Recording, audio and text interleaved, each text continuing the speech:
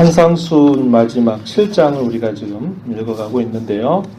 7장에서는 여러 다양한 사람들, 다양한 대상들과의 관계를 맺고 살 때 어떻게 그 관계 안에서 천국 백성으로 살아가야 될 것인가, 그것에 대한 여러 말씀들을 예수님께서 가르쳐 주고 계십니다. 우리가 하나님께 구원받아서 천국의 백성이 된다 해서 완전히 죄가 없는 그런 곳을 사는 게 아니라, 세상을 떠나서 살아가는 게 아니라 이 세상의 한복판에서 여전히 살다 보면 때로는 같이 믿는 사람들 사이에서도 또 여러 가지 관계가 어려움이 생길 수도 있고, 그야말로 아주 완악한 그러한 자들을 대하기도 하고요. 또 오늘 우리가 읽은 이 본문의 내용에 보면 하나님 앞에서 우리가 어떠한 태도와 마음을 또 가져야 될지에 대해서, 그리고 모든 사람들 앞에서 우리가 어떤 관계를 맺고 어떤 태도로 살아가야 될지, 그러한 다양한 관계들에 대해서 예수님께서 가르쳐 주고 있습니다. 오늘 우리가 읽은 이 내용의 부분은 이제 두 가지 부분인데요. 하나는 7절부터 11절까지 해서 하나님 앞에 우리가 어떻게 나아가야 될 것인가에 대한 가르침, 간단하게 기도하는 것으로 우리가 표현할 수 있겠고, 하나는 모든 사람들 앞에서 우리가 어떻게 살아야 될까라고 말할 때 12절에서 소위 말하는 황금률을 이렇게 부르는 그 내용이 12절에서 소개가 돼요. 먼저 우리가 앞부분을 먼저 좀 생각을 해보도록 하겠습니다. 하나님 앞에 나아가는 가장 올바른 방법은 우리가 기도하며 나아가는 것이다, 이렇게 말할 수 있습니다. 하나님이 자기 백성들에게 나타나실 때 구약의 많은 경우에는 우리가 아는 것처럼 하나님께서 번개와 뇌성과 또 빽빽한 어떤 구름을 통해서 하나님의 임재를 나타내시죠. 가장 핵심적인 건 뭘까요? 하나님께서 자기 백성에게 말씀하시는 겁니다. 그 말씀하시는 방법이 대개는 선지자들을 통해서 하나님이 그 말씀을 그대로 전해주시면 선지자가 그 말을 하나도 더하거나 뺀 것 없이 그 말씀을 그대로 이렇게 말합니다. 그래서 여호와께서 이르시되 라는 표현들이 많이 나타나죠. 그 말은 하나님께서 이렇게 말씀하셨던 것을 나는 그대로 여러분들에게 전한다 라는 뜻이 있는 겁니다.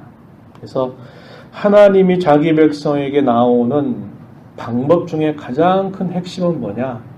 하나님께서 자기 백성에게 그들이 알아듣는 언어로 말씀하신다는 거예요. 그게 하나님이 자기 백성에게 나아오시는 방법이고요.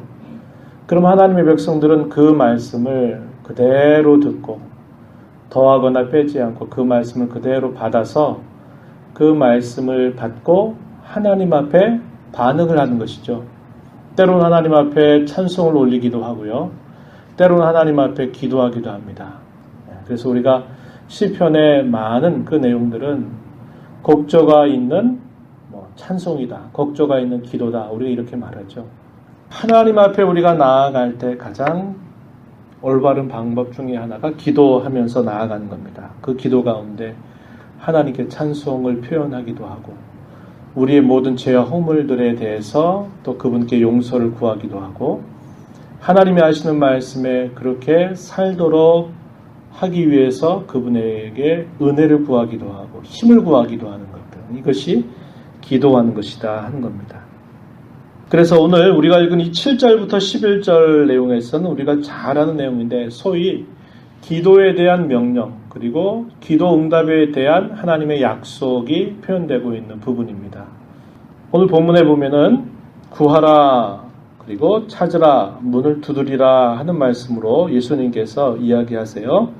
하나님 앞에 나아가는 사람에게 하나님은 기도할 것을 말씀하시는데, 그 기도에 대한 우회적인 표현이 구하라, 찾으라, 문을 두드리라, 이렇게 말씀하는 겁니다. 이 말씀은 현재 명령형을 띠고 있어요. 그 말은 한 번, 두 번 기도하고 그냥 그만둬라, 그런 게 아니라 지속적으로 계속적으로 쉬지 말고 기도하라고 하시는 주님의 명령이다 하는 것입니다.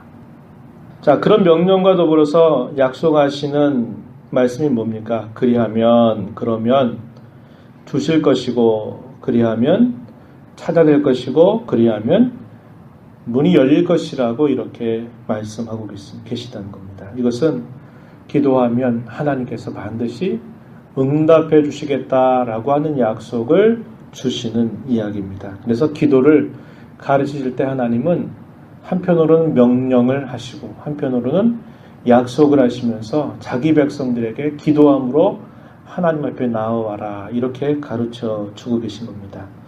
무엇을 구해야 될까요?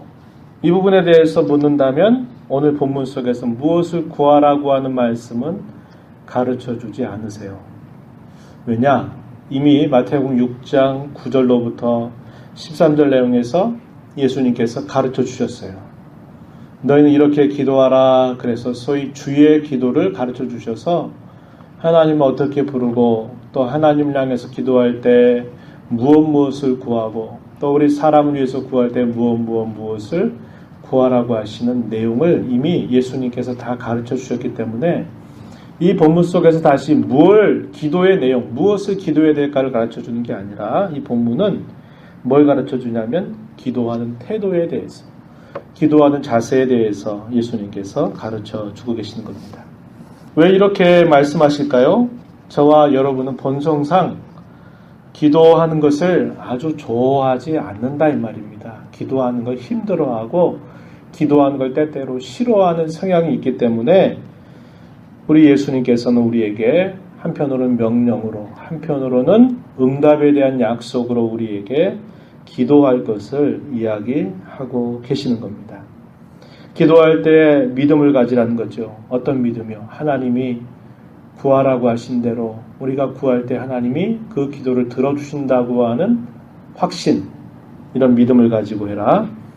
또 부지런함과 변함없이 또 한결같은 마음과 끈기를 가지고서 그 기도가 응할 때까지 계속 기도하라고 예수님께서는 이것을 통해서 가르쳐 주고 계십니다. 이렇게 기도할 때 하나님은 어떤 분으로 소개되는가? 우리가 지난번에 읽었던 말씀의 내용을 보면 너희가 비판을 받지 아니하려거든 비판하지 말아라. 너희가 비판하는 그 비판으로 비판을 받게 될 것이고 너희가 헤아리는 그 헤아림으로 너희가 헤아림을 받게 될 것이라고 말씀하셨어요. 이 말은 시비, 옳고 그름을 가리지 말고 무조건 덮어라, 모른 척해라 그런 뜻이 아니라 그랬습니다. 이것은 남을 비방하기를 좋아하는 인간의 그릇된 본성, 죄악된 본성을 따라서 다른 사람을 판단하고 다른 사람을 비난하는 그런 일들을 하지 말라고 말씀하는 그 내용입니다. 왜 그럴까요? 참되고 의로우신 재판장은 오직 하나님 외에 아무도 없어요. 사람은 판단할 정확한 자격이 없는 사람이에요. 왜? 이미 판단할 수 있는 자리를 다 빼앗겨버린, 잃어버린 사람들이기 때문에 그래요. 그래서 모든 판단은 하나님이 내리신다는 겁니다. 그래서 하나님만이 의로우신 재판장이시라는 거예요. 하나님은 의로우신 재판장이어서 우리의 모든 것들을 다 판단하시고 알고 계신다. 이것을 표현하면서도 동시에 하나님 어떤 분으로 소개하느냐. 오늘 본문에 보면 너희의 하늘에 계신 너희 아버지라 이렇게 표현합니다. 11절에 보면 그렇게 표현하죠. 하나님은 의로우신 재판장이어서 그것만 생각하면 하나님 앞에 누구도 그 앞에 나아갈 수 없는데도 불구하고 하나님은 우리에게 어떤 분이시냐? 하늘에 계신 우리의 아버지가 되신다는 겁니다. 그래서 우리가 무엇이 필요하고 무엇이 정말 있어야 될지를 하나님은 잘 아신다는 거예요. 내게 있어서 꼭 필요하고 좋다고 생각하는 것보다도 더 정확하게 내게 꼭 있어야 될 것을 아시는 하늘 아버지시다라고 말씀하면서 그러하기에 우리는 그러한 하나님을 우리 아버지로 모시고 있으니 우리가 용기를 갖고 확신을 갖고 기도할 수 있게 됨을 알려주고 있는 겁니다. 하나님 우리에게 가장 좋은 것만을 우리에게 주시는 아버지이심을 예수님께서 가르쳐 주셔요. 우리는 기도할 때 어떤 생각을 하나요? 기도할 때 내가 나에게 나쁘다라고 생각하는 것을 구하는 사람은 없어요. 옳지 않은 것을 구하거나 나쁘다고 생각하는 구하지 않습니다. 꼭 그건 필요하고 유익하고 좋은 것이라고 생각해서 우리는 하나님께 기도를 아뢰죠. 그럼에도 불구하고 우리의 생각과 하나님의 생각은 같지 않다는 겁니다. 같지 않아요. 우리가 보기에 좋은 것, 그리고 하나님께서 보시기에 좋은 것이 항상 일치되는 것은 아니에요. 여기 좋다라는 말은 사실상은 이제 약간 굉장히 주관적인 언어로 번역이 됐어요. 좋은 것은 사람마다 좋은 게 다른 것처럼 보이잖아요. 그죠? 네. 어떤 사람에게는 이게 좋고 어떤 사람에게는 그게 안 좋고 다른 게 좋고 그럴 수 있는 주관적인 어떤 판단할 수 있는 것처럼 번역이 됐는데 굉장히 우리가 이제 오해할 수 있는 표현인데 이 좋은 것이란 말은 선한 것입니다. 선한 것. 하나님께서 이 모든 세상을 그분의 말씀으로 창조하시고 났을 때 창조하실 때마다 저녁이 되고 아침이 되니 몇째 날이니라. 그리고 하나님이 보시기에 뭐에 따라? 좋았더라. 그런데 이 좋았더라는 말도 하나님이 보시기에 만족했다. 뭐 그런 의미도 되지만 그 정확한 의미는 선하다 이 말입니다. 선하다. 흠이 없고 죄가 없고 거룩하다. 이런 것을 표현하는 말이에요. 여기 좋은 것이라고 하는 것도 잘못 오해하면 나에겐 좋지만 다른 사람에게 안 좋은 거, 주관적인 자기의 판단이나 생각에 따라서 아니면 기호에 따라서 누구에겐 좋고 누구에겐 안 좋고 이런 걸 말하는 게 아니라 선한 것이라는 겁니다. 선한 것. 선한 것. 그것은 기준이 있는 거죠. 기준이 있고 또 그 내용이 있는 것입니다. 그래서 여기 좋은 것, 그것을 여러분이 선한 것이다 이렇게 이해를 하셔야 될 그런 표현이에요. 하늘 아버지야말로 저와 여러분에게 진정으로 필요한 것이 무엇인지를 아시는 분입니다. 그래서 우리에게 진정으로 유익한 것이 무엇인가를 정확히 아시는 분이기 때문에 우리에게 합당하지 않은 것이라든지 우리에게 해로운 것을 결코 주지 아니하신다라고 예수님이 말씀해 주세요. 우리 육신의 부모는 뭐라고 표현했나요? 오늘 본문에 보면 뭐라고 표현했냐면 11절에 뭐라고 표현했죠? 너희가 악한 자라도 표현했죠? 너희가 악한 자라도 좋은 것으로 선한 것으로 자식에게 줄 알거든 표현했죠? 이 말을 많은 분들이 이 성경을 잘못 읽는다. 제가 그런 말씀 드렸어요. 너희가 악한 자라는 말은 나쁜 부모라도 자식에겐 좋은 거 준다. 그걸 말하는 게 아니에요. 그걸 말하는 게 아니라 모든 인생은 다 부패하고 타락했다는 걸 말하는 겁니다. 죄로 인해서 타락과 부패 안에 있는 인생이다라는 거예요. 어떤 부모는 좋은 부모를 말하고 어떤 부모는 나쁜 부모가 있는데 나쁜 부모라도 좋은 자식에게는 좋은 거 준다. 나쁜 도둑 같은 그런 부모라도 자식에게는 좋은 거 준다. 이거 말하는 거 아니란 말이에요. 너희가 악한 자라도 라는 말은 모든 인생은 다 하나님 앞에 악한 자라는 겁니다. 어떤 부모도 절대적으로 말하는 거예요. 악한 자라도 자기 자식에게 좋은 걸 줄 줄 안다면 하물며 하늘에 계신 너희 아버지께서 구하는 자에게 좋은 것으로 주시지 않겠느냐. 하늘에 계신 너희 아버지는 좋은 것, 선한 것을 주시는 그런 분이다라는 사실을 예수님께서 분명하게 말씀하시는 겁니다. 오늘 본문에 뭐라고 표현했어요? 본문에 가서 보면 이렇게 표현했죠. 9절 가서 보면 먼저 9절에 보면 아들이 떡을 달라고 그러는데 돌을 주는 부모가 있더냐? 생선 달라고 하는데 뱀을 줄 그런 사람이 있더냐? 없다고 이야기하죠. 근데 우리는 사실상 하나님 앞에서 어떻게 하나님 앞에 기도하냐면 이럴 수 있다는 겁니다. 우리는 기도하면서 하나님 앞에 이렇게 생각해요. 하나님 앞에 떡을 구했다고 생각합니다. 그래서 떡을 구했다고 믿어요. 근데 사실상 하나님 보실 때 그것이 뭐가 될 수 있을까요? 돌이 될 수 있어요. 돌.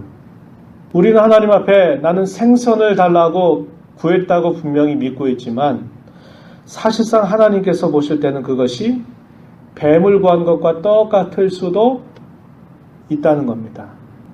이게 무슨 이야기입니까? 우리가 보기에 선한 것과 하나님이 보시기에 선한 것이 그만큼 다르다 이 말이죠. 때때로 우리가 어떤 일들을 두고 하나님 이렇게 해주시면 참 좋겠습니다. 이건 꼭 필요한 것입니다. 정말 이건 저에게 절실한 것입니다. 라고 하나님 앞에 기도하는데 하나님이 보실 때는 그게 절실하고 꼭 필요한 게 아니라 마치 뭐를 구하는 것 같다는 거죠. 돌을 구하는 거, 돌을 구하고 있는 것과 똑같을 수 있고 뱀을 구하고 있는 것과 똑같을 수도 있다는 거예요. 우리가 우리 자신을 판단하는 이런 문제가 이토록 우리는 부족하다는 겁니다. 뭘 생각해 보면 쉽게 이해할 수 있을까요? 아주 어린 아이, 자녀를 키워오셨던 여러분들께서 자녀가 해달라는 거 그런 요구들을 들어보면 저건 들어보면 사실상 들어주면 별로 좋지 않은 것인데 그게 좋은 줄 알고 때를 쓰면서 막 구하는 경우가 있을 수 있죠. 그럴 때 어떻게 하나요? 자기는 좋은 거 이거 꼭 있어야 된다고 그것만 있으면 좋겠다고 하고 막 때를 쓰지만 부모가 볼 때는 나쁜 거 지금 달라고 하거든요. 그러면 들어주겠습니까? 안 들어주겠죠? 왜요? 그 아이에게 필요한 게 뭔지를 부모는 더 잘 알아요. 마찬가지입니다. 그래서 우리가 이걸 기도했는데 하나님 이걸 듣지 않고 이걸 들어주지 않는다 그래서 하나님은 응답해 주지 않는구나. 난 이렇게 기도하는데 하나님 내 기도를 들어주지 않는구나. 낙심할 게 아니라 사실상 때로는 우리가 아직 시기에 맞지 않는 걸 구해서 하나님이 너 지금 꼭 구하고 있는 게 너한테는 절실한 문제로 넌 생각하지만 너한테는 지금 그게 아니야 라고 말씀하시면서 우리의 기도를 응답하신 걸 지연하실 수도 있고 때로는 그것을 바꾸어서 응답하실 수도 있는 겁니다. 중요한 건 뭡니까? 하나님 우리의 기도에 대해서 언제든지 하나님은 기도를 들으시고 그 기도에 대하여 응답하시는 선하신 하늘 아버지라고 하는 사실을 우리는 꼭 기억해야 된다고 하는 것입니다. 참고적으로 이 말씀에 대해서 누가복음에서도 표현되고 있는데 누가복음 11장 9절부터 13절에 오늘 우리가 읽은 7장 7절부터 11절 말씀이 똑같이 병행구라 그럽니다. 병행돼서 표현하는 부분들이 나타나는데 특별히 그 가운데서 마지막 절 누가복음 11장 13절 말씀에 보면요. 오늘 우리가 읽은 11절에서는 뭐라고 말했어요? 하늘에 계신 너희 아버지께서 구하는 자에게 좋은 것으로 주시지 않겠느냐. 좋은 것, 선한 것 이렇게 표현했어요. 혹은 선한 것들 이렇게 표현합니다. 그런데 누가복음 11장 13절에서는 어떻게 표현을 하냐면 이렇게 표현했어요. 너희가 악할지라도 같죠? 모든 사람이 부패했다 이 말입니다. 악할지라도 좋은 것을 자식에게 줄 알거든 하물며 너희 하늘 아버지께서 구하는 자에게 무엇을? 성령을 주시지 않겠느냐 하시니라 이렇게 이야기하고 있어요. 그러니까 마태복음에서는 좋은 것 혹은 선한 것들 good things 이렇게 표현했어요. 혹은 good gift 해가지고 좋은 선물들, 선한 선물들 이렇게 표현했는데 누가복음에서는 성령이라고 표현했습니다. 그죠? 다르게 표현돼요. 뭐가 참 좋은 걸까를 우리에게 가르쳐 주는 말씀으로 이해할 수 있어요. 그것은 뭐냐면 성령께서 믿는 자의 심령 속에서 성령님이 일하시게 되면서 주시는 선물들 있죠. 영적인 선물들입니다. 영적인 선물들. 평화라든지 안식이라든지 또 선이나 이런 좋은 것들. 성령께서 믿는 자의 심령 속에 계시면서 만들어내는 좋은 선한 그런 열매들. 그런 것들을 이 누가복음에서는 표현하고 있는 겁니다. 그래서 진정으로 좋은 선물이 뭐냐? 성령께서 우리 안에 충만하게 거주하시는 것, 내주하시는 것, 그것임을 우리에게 가르쳐줘요. 왜? 성령께서 우리 안에 충만하게 거하시게 되면 뭐가 가득 맺힐까요? 선한 열매들이 가득 맺히게 되기 때문에 이렇게 누가복음에서는 이렇게 표현하고 있는 겁니다. 그래서 우리는 이런 하나님 앞에 구할 때 무엇을 구해야 되느냐 할 때 이런 영적인 선물들, 영적인 축복들, 성령께서 우리 안에 충만하게 거하셔서 우리의 죄된 본성을 따라 맺는 열매가 아니라 성령께서 거주하시면서 맺는 그런 열매들을 풍성하게 맺어가는 것이야말로 가장 선한 것들이고 가장 좋은 것들임을 우리에게 가르쳐 주고 있는 것입니다. 그래서 오늘 우리가 읽은 7절부터 11절 내용에서는 하나님과 관계에서 우리가 하나님 앞에 표현할 수 있는 가장 좋은 방법이 기도하면서 반응하는 것이다 그랬어요. 기도하는 것. 뭐에 대한 반응이라고요? 하나님이 말씀하시는 것에 대한 반응입니다. 그래서 누차 말씀드리는 게 뭐냐면 우리의 기도의 원칙은 뭐냐? 그날 그 시점에 하나님께서 저와 여러분에게 주시는 말씀을 듣고 그 말씀에 반응하는 것이 가장 중요합니다. 말씀을 들었는데 그 말씀과 상관없이 기도하는 것은 바람직한 기도의 방법이 아니에요. 왜? 하나님이 그 시간에 어떻게 찾아오신다고요?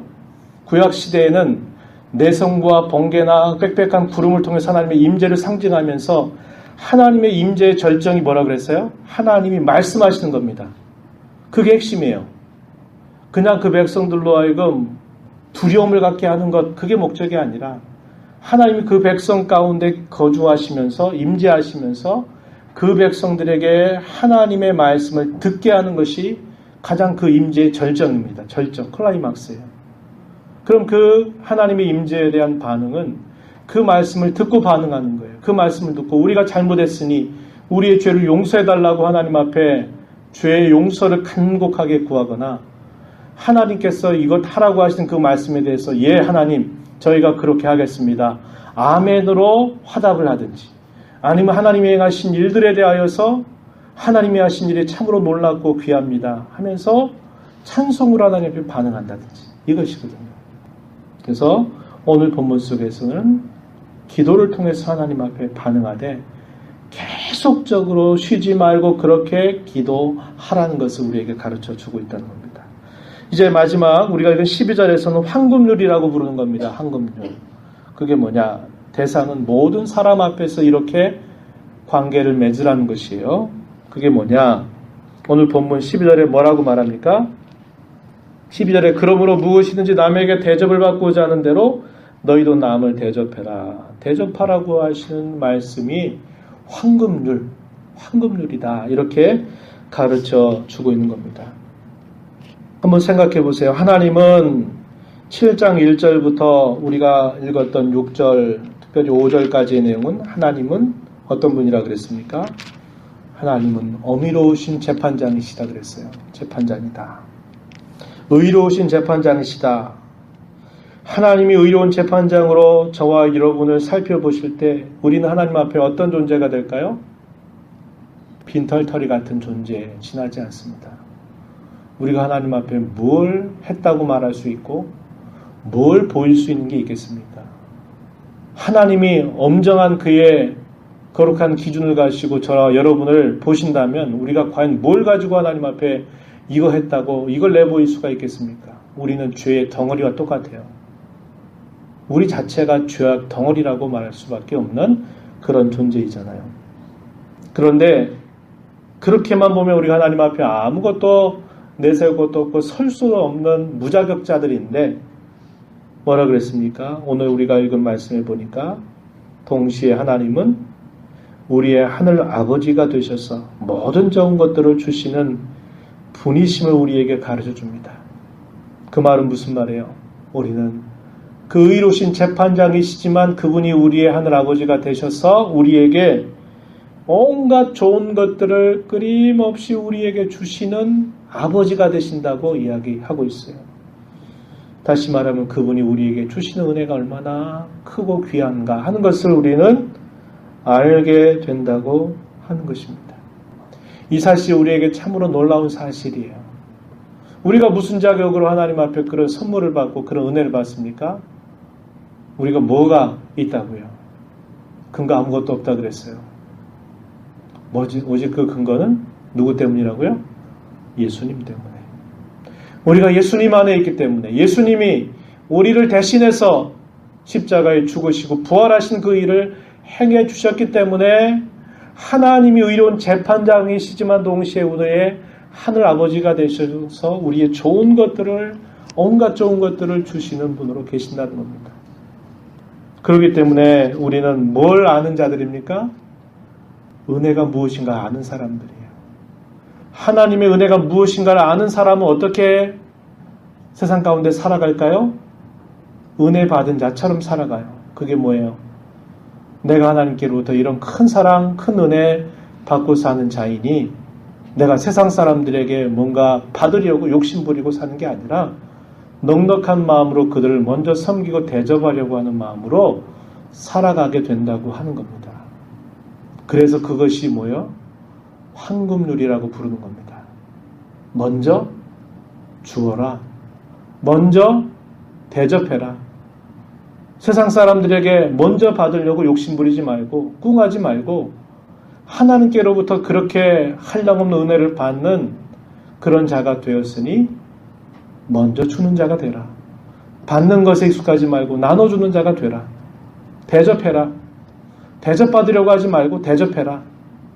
이게 황금률이라고 하는 겁니다. 그래서 오늘 12절에서 예수님이 그렇게 말씀하여 그러므로 무엇이든지 남에게 대접을 받고자 하는 대로 너희도 남을 대접하라. 이것이 율법이요 선지자다. 율법과 선지자라는 말은 구약 성경 전체를 통칭하는 표현입니다. 그 말은 구약의 모든 성경이 우리에게 가르치는 믿는 자의 삶의 핵심, 그것은 주는 자라는 거예요. 베푸는 자라는 거예요. 나눠주는 자라는 거예요. 그런 자가 되라고 가르쳐 주고 있다고 하는 것입니다. 이것은 10계명의 이야기로 따지면 10계명 두 번째 돌판, 제5계명부터 제10번째 계명, 사람을 향한 계명의 그 모든 내용을 하나로 모았을 때 예수님께서 이렇게 말씀하시는 거예요. 이웃사랑이라고 하는 걸 이렇게 표현한 겁니다. 너희가 먼저 대접해라. 이웃을 사랑해라 하는 그 말을 이렇게 예수님께서 표현하고 있는 겁니다.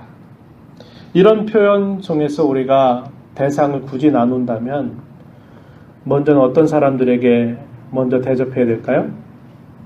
함께 믿음 안에 한 가족을 이룬 성도들에게 먼저 대접하기를 힘쓰라고 이야기해요. 그러나 그것은 믿는 자에게만 제한되는 게 아니라 모든 사람에게 동일한 마음을 가지고 살라는 겁니다.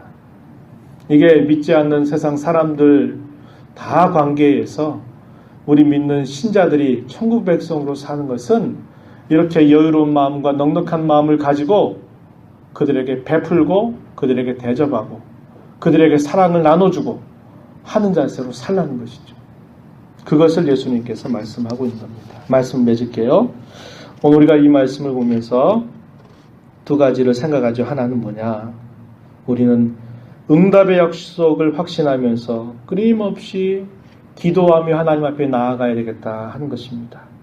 오늘을 살고 있는 우리의 시대라든지 늘상 우리가 살고 있는 우리의 모습은 기도해도 하나님이 별로 듣지 않는 것 같더라. 기도해도 소용없더라. 기도 안 해도 일은 그대로 돌아가더라. 내 가정에 문제가 없고 내 일터에 큰 일 안 생기고 기도 안 해도 될 건 다 되더라.